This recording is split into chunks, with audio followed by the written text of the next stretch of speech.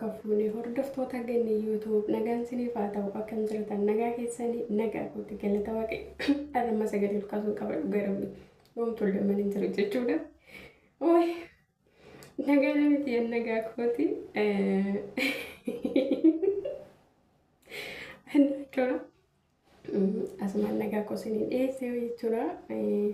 Videoon irra isinii dhufe qabadheen dhufte jechuudha. Afaan wal jaladhaa mallaa dammanyaan eege nama jechuudha.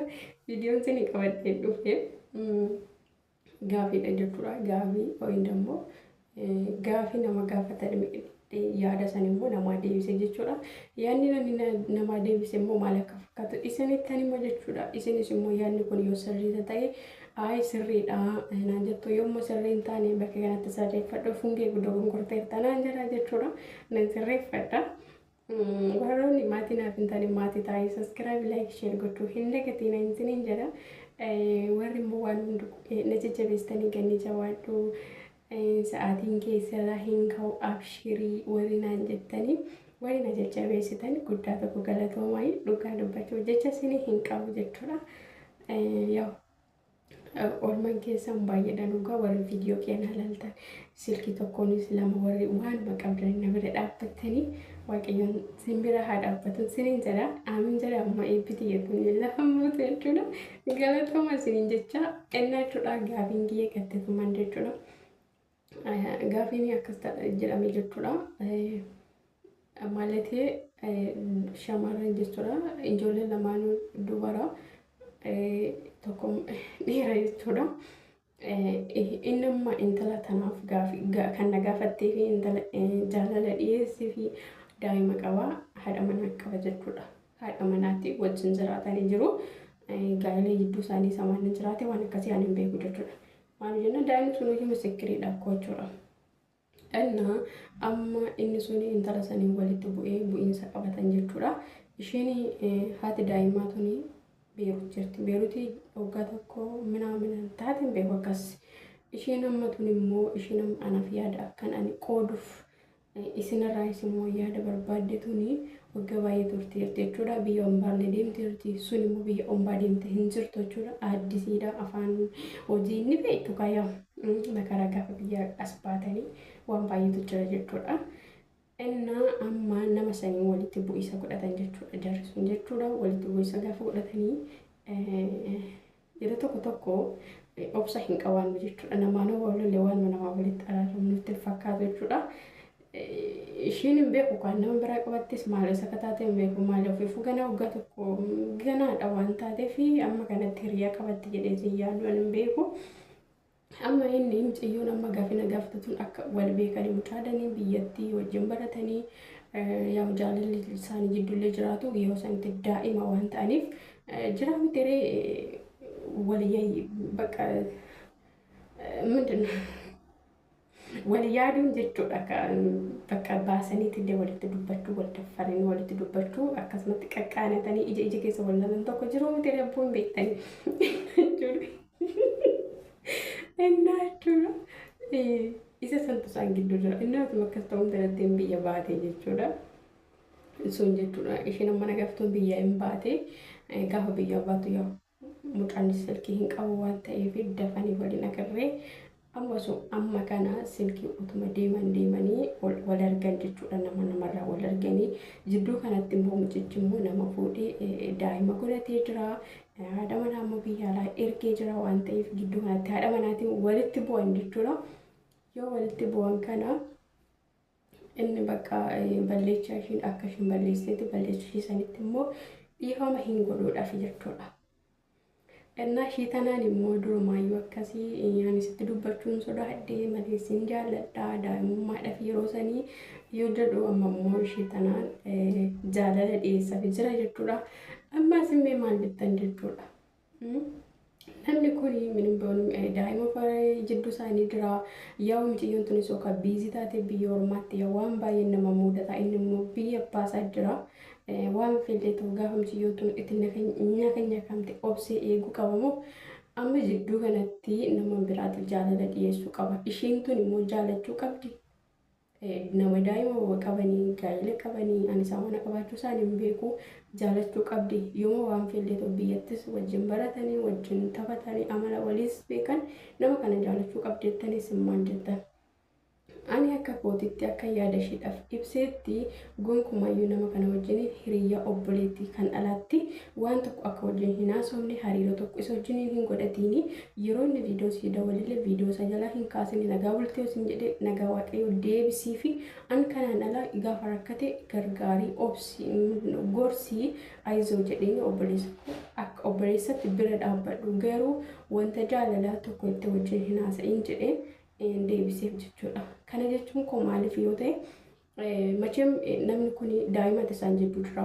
Daa'imni kun akkanumaan miti kan dhalate wajjin hin jiraataniiti maatiin beekuu danda'a maatiin intala maatiin mucaa ni beeka jechuudha. Ammayyuu daa'imni akka waan maatii isaa bira jirtu natti fakkaata jechuudha. Innaa kuni waan ta'eef macheem namni kun boru araaramuu danda'a akka kanatti miti jechuudha. Sinigaa akka kanatti miti jechuudha.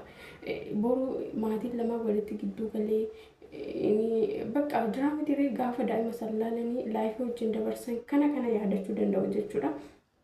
Ishiin isarraa balleessituu akka balleessa isheetti sassatamtee dhiifama gaafattee macheem laayifii wajjin dabarsanii jiru haadha daa'imaati waan ta'eef booda garaatti jabaachuu dhiisuu danda'a. Kanaaf jedheetananii hin jaalatini ati osuma ta'e siifuyyuu gaarii miti. Atis nama biyya ormaati ishiinis nama biyya ormaadha. Ati hunda'uu hamma tokko biyya ormaatti jajjabee barattee jirta ishiin tun immoo addisiidha. Yookaan kanaan nacannachee nama kanatti amala jijjiirachuu dandeessi hin beekamu yookaan immoo birrii isaa hawwachuu dandeessi kun beekamu yaa daa'imni isaan gidduu jiraate yookaan jiraamti gaafuma namni tokko mana tokko keessa osuma jirtu namarraa waa laaltee baratte jechuudha. Waan tokko wanta namarratti laaltee bakka namni kun fuuldura naataa jettee namni yaaddee sirriitti ofitti hin galle jira jechuudha. Namni marti koo kan wajjin mana keessa jiraatanii bakka jiraamiti baay'ee wanta baay'ee osuma nama wajjin jiraattu waan namarraa laaltu boodaaf akka mantaa gaafan immoo akkas ta'e akka mantaa jettee namni yaaddu jira jechuudha. Innaa kanaaf illee yookaan talli kun yookaan maallaqa oowwattee akka maallaqa na oowwatte yookaan maallaqa ishee buuka ishee irratti galfachuu dandeessi yookaan maatii ishee irratti galfachuu dandeessi yookaan osoo nani jiru akkamitti birrii kana nama biraatti gashiitti kanaanis walitti bu'uu danda'anii hin beekamu jechuudha. Innaa kanaaf aneen immoo ati nama kana hin saafatini ati kan bira jaaladhu kan waaqayyo jedhe keetu mataa waan ta'eef nama kana dhiisii hin haasofsiisini. Inna bakka inni nagaa oltee bultee kaatee raaftee nyaattee jedhan kachuudhaan inni beektu kamaa'ee tunu gaafa onlaayinii kanarraa namatti haasoftu namni baay'een intini jedhes haasofsiisa jechuudha. Akka ati garaa laaftuuf lapheen teenya illee akkuma timaatimii jechuudha. Akka timaatimii ta'in yeroo tokko akka dhagaa ta'a dhugaa dubbachuudhaaf inna ani akkas jedheen deebiseen jechuudha. Isin maal jettame yaadni amman jedheen kun intalli kun mucaan kun daa'ima warraa qabu jaalachuu qabdi. Har'a ishii dogongortanii dhiifama ishii saniif dhiifama gochuuf kan dadhabe ishii har'a jaalattuuf ta'e kana yoo ishiin boru dogongorte akkamitti dhiifama godhuuf danda'a? Jiraamiti ishiin har'a dogongorte ishii kana dhiifama ishii balleessa ishii kan arramee fi ayizoo bakka jabaadhu ammaa jettan deebiin akkas jedhee gorsii har'a ishii kana kan deeffachuu dadhabe.